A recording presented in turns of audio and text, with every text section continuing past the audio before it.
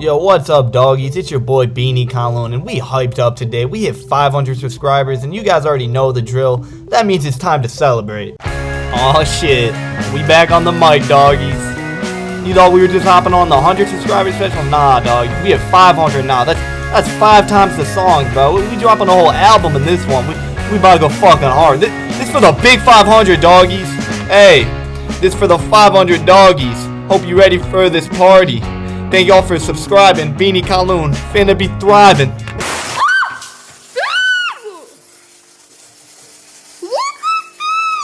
No, but in all seriousness, I just want to say thank you to anyone that's watching my content. Like, it's always been like a dream job of mine to just like somehow like entertain people. Like, I remember when I was younger, I wanted to like work on the radio and shit, but clearly no one does the radio anymore. You know, once I got older and started watching a lot of YouTube, for as long as I could really remember, I've always wanted to have a bomb-ass YouTube channel. And you know, seeing all you guys watching my content, subscribing, dropping likes, dropping comments, like, I really can't express how happy that makes me. Like, you guys are literally making my dream possible, and I know I'm still far away from like actually making it on YouTube, but we got 500 subscribers. Like, that's still 500 doggies rocking with the content. Like, that shit's fucking hype, and you know, I just want to say thank you. Like, I really fucking appreciate it. But yeah, corny shit out of the way, it's Q&A time. Now, I asked you guys to drop some questions I can answer in my dumbest acid trip video, but apparently you guys are just too cool for Q&As, because I only got one question, and the question was asked from a friend that like I know in person who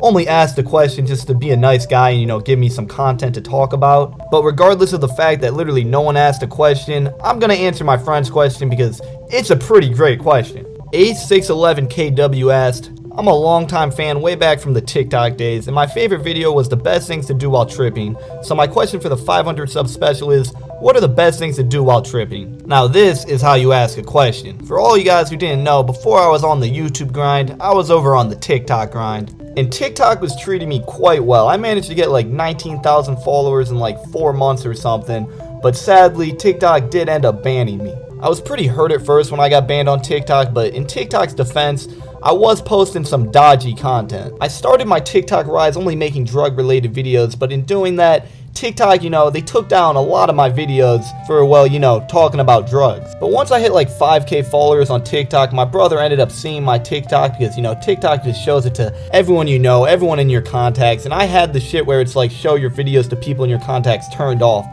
And my brother who saw that TikTok account, he ended up messaging me after, you know, seeing I was just talking about all this drug shit. Like a fucking 5-paragraph message basically just saying that basically you don't want to be known as the fucking drug guy. Like, it's not a good look. And you know, I had my face on my TikTok and everything. Like, I was just being stupid. And you know, he was telling me like, I'm not going to tell you what you can and can't do, but I'm sure you're going to look back on this and, you know, regret it. You know, he was saying a whole bunch of shit. And yeah, getting this message from your brother, who obviously, you know, my brother, like, I can trust that man more than anyone. Like, after reading that, you know, I thought to myself, what am I doing on TikTok? Like, I really got my face on there talking about wacky things to do while tripping sack. Like, it's not a good look. So after that, I started only making videos about like fucked up like true crime stuff or fucked up 4chan stories, just interesting stories I could tell in like a couple minutes. And the thing is, even though I stopped making the drug content, which is what was getting most of my videos taken down, the new content I was making, I was still getting, you know, a couple videos taken down here and there because I was talking about like people dying and shit. I was talking about some fucked up shit. And then one day I made an absolutely banging TikTok about the story behind the notorious video of the dude getting fucked by a horse. If you've seen the video, you know what I'm talking about. And the story, it's actually kind of interesting. Like, there's more to it than the dude just got fucked by a horse. Like, the dude got into a motorcycle accident, and the motorcycle accident made it so he couldn't feel anything in his ass, and the dude was a gay man who quite enjoyed the feeling of stuff up his butt. So to counter this obstacle that life gave him, he decided to join a group of people that he met online that would all go out and fuck farm animals. They would usually just get fucked by like the ponies and like the smaller horses with smaller dicks, but one night when the dog decided that he needed more up his ass than he was currently getting with these ponies, he hit up his farm fucking friends and he was like, yo, let me fuck one of the big horses. Let me fuck one of the stallions. And then the dude got fucked by the horse and like instantly died. And this was all recorded and uploaded to the internet, making it a part of internet history that will truly never be forgotten. But yeah, after uploading that banging story to my TikTok, it ended up getting taken down along with like 30 other videos total.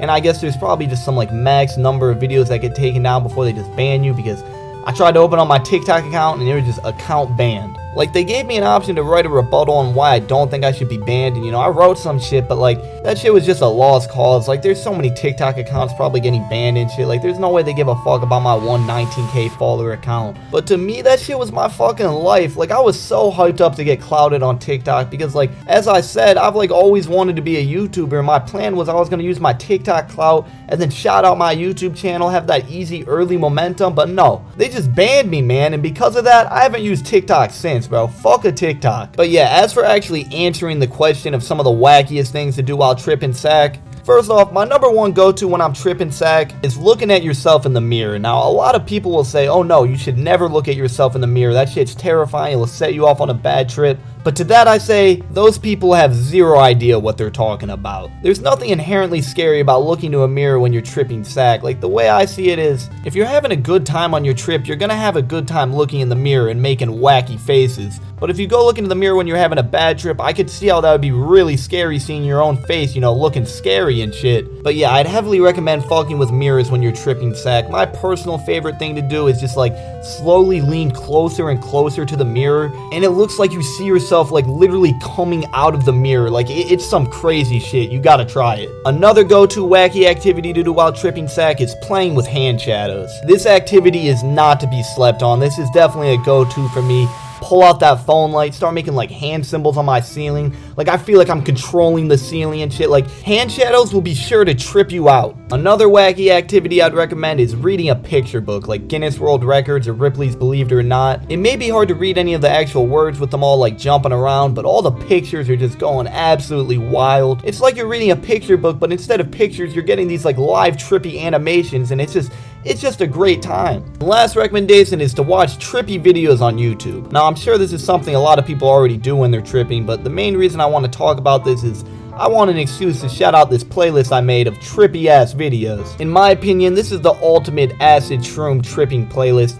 I made most of this playlist when I was in like 9th and 10th grade, but I recently decided to copy this playlist all over to this Beanie Kowloon YouTube account, and I added like 30 or something new trippy videos that weren't on the playlist before, and I'm gonna continue to add any other trippy videos that I think fit this playlist. So if you guys are ever in the mood to watch some trippy videos, I highly recommend you check out my trippy ass videos playlist. And shit, while I'm shouting stuff out, I got some big news to tell y'all. There's officially a Beanie Kowloon Discord where all the dogs can unite in one place. Somewhere where you can get away from the struggles of day-to-day life, just relax and kick back with me and all the doggies. The Beanie Kowloon Discord is probably the closest thing we'll ever have to a true utopian society. You would have to be a fool not to join the Beanie Kowloon Discord. But yeah, in all seriousness, if this Discord sounds interesting to any of you guys, it would mean a lot to me to see you guys come and join. I'll often be in the Discord chats just fucking around. You might catch me in a voice chat. I also be dropping my song of the day every day. A lot of fun shit going down in this Discord. I'd heavily recommend you guys check it out. I also got some more epic breaking news for y'all. As I said earlier in this video, how everyone was too cool to ask me questions for my Q&A and I didn't really get any real questions. Well, while in the process of making this video, my boy Chess R2K came in with a heater Q&A question. Chess R2K commented, for the Q&A,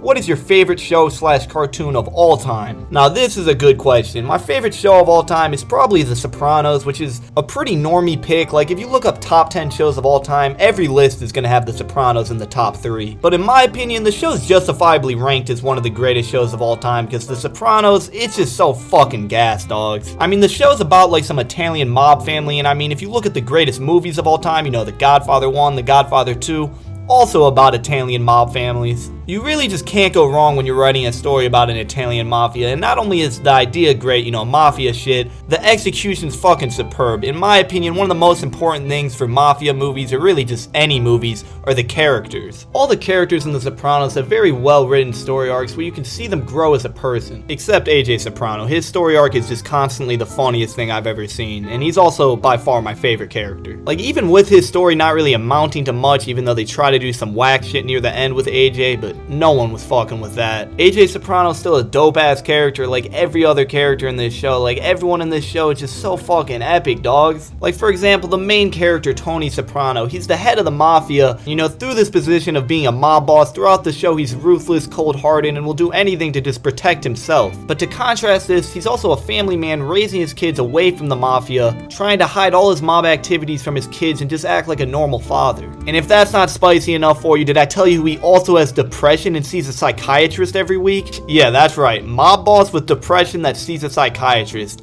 Legendary idea. Like, it's a great show. Definitely check it out if you haven't. And as for favorite cartoon, I don't really have a definitive favorite cartoon, but some of my favorites are Billy and Mandy, Futurama, the early seasons of SpongeBob, American Dad, Ed, Edd and Eddy, Courage the Cowardly Dog Show, and also Codename Kids Next Door. But yeah, those are some of my favorite shows, and if you guys got any other questions you want to ask, just drop them in the comments. I'd love to be able to make some follow-up Q&A videos, because well, I think the Q&As make for some interesting content, and also, to be straight up, they're really easy to do. You know, you just ask me questions, and I just answer them. So if you guys are interested in some Q&A videos thrown in with my other videos, just drop some questions. Once again, I just want to thank you guys for 500 subscribers. I couldn't be here without you guys, and we're just gonna only keep growing, doggies. This is just the beginning. The Bean Nation will take over, mark my words. But yeah, as always, peace out, doggies.